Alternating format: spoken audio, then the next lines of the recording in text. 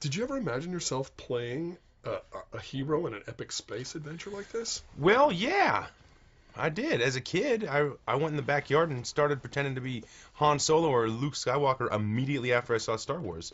I spent my whole childhood imagining I was in an epic space adventure. I never fathomed I could actually be an adult working as an actor on a movie about an epic space adventure. That's pretty cool. So, what did you most enjoy about the role, about playing Peter Quill? For me, this was an opportunity to just really cut loose and do my brand of kind of comedy and acting. I mean, this really just played to all my strengths, and working with James Gunn was probably my favorite part. Just him allowing me to just go for it. You know, I felt protected. It was nice. Well, and so just run with that for a second. What was it like working with James Gunn? What's he like as a director? How did he help you direct? James is a maniac. Um, James is a maniac. He has the type of hyper focus over the course of several years that is required to pull off a feat like this movie. You know, this is the result of him being at the head of a team working very hard for several years. I mean, a team of hundreds of the world's best artists all working together to create his vision. This is his vision. I mean, you know, I'm a part of it. I was happy to be a part of it. Working with him was like watching a master at work.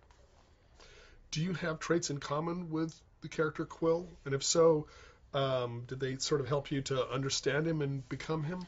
Yeah, I mean, I definitely based Peter Quill on who I was as a 9-year-old. I think that's who he was as a 9-year-old is kind of who I was as a 9-year-old. I started there.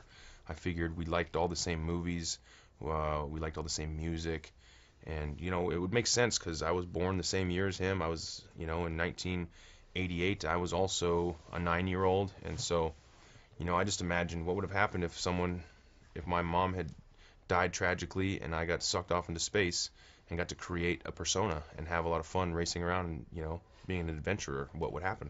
And so that's really, though I have a lot of those similar traits. Right. What about the physical sets like Quill's ship, the Milano? Yeah. Did they help you bring the character to life, sort of, or to you know envision it? Yes, the physicality of the sets, the props, and the wardrobe all really informed me who this guy was. You know, putting on the jacket for the first time and walking with it, I wasn't exactly sure what Peter Quill's walk would be. There's this book called Double Star that talks about this spaceman walk and how they'd be kind of like foot weight forward on their feet because of the anti-gravity, and how like they'd have to be ready for gravity to turn off or ready for the ship to get jolted. At all times they're kind of ready, and you can tell a spaceman by looking at his walk.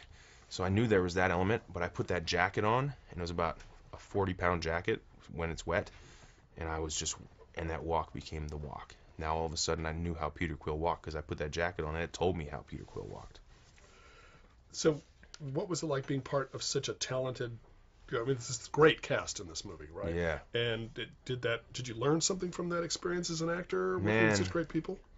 I absolutely learned so much from working with this incredibly talented cast.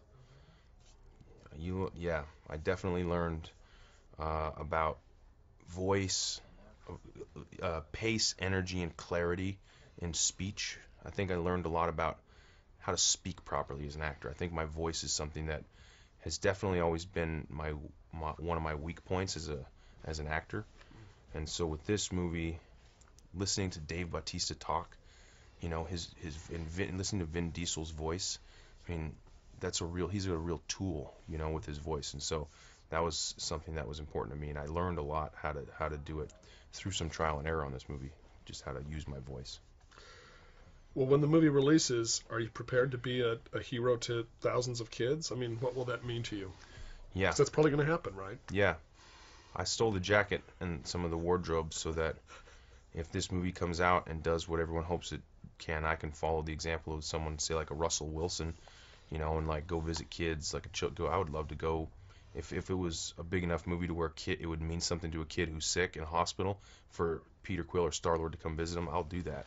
I think that's awesome, man. That would give me real meaning for this movie, you know. Right now it means high profile, cool jobs coming up, a big press tour and all the excitement of it all.